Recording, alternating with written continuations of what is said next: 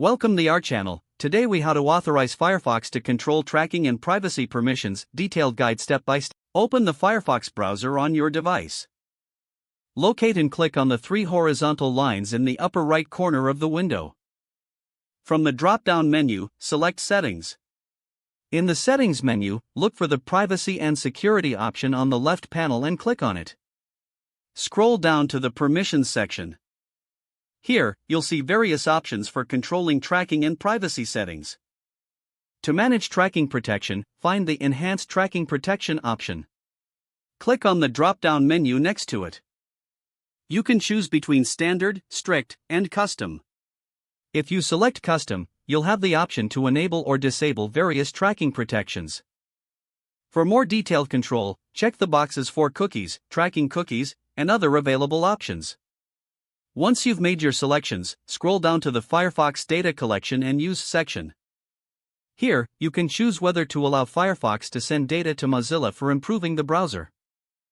To manage location settings, return to the main Privacy and Security section. Scroll down to the Location Permissions. Click on the Settings button next to it. You'll see a list of websites that have requested access to your location. You can either allow or block access for each website individually. To manage specific site permissions, scroll to the bottom of the settings page. Click on View Permissions to see a complete list of all sites with special permissions.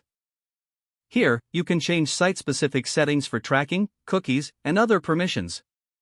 After making all desired changes, close the Settings tab to save them automatically.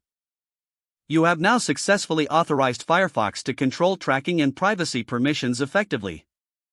If the page does not load, refresh the browser or try again in a private or incognito window. Make sure you are using the correct email address, then retype it carefully to avoid small typos. If your password is not accepted, use the Reset option and create a new strong password you can remember. Check your spam folder for verification or security emails, then complete any requested confirmation steps. Enable two-factor authentication if available to improve account security and reduce unauthorized access risk.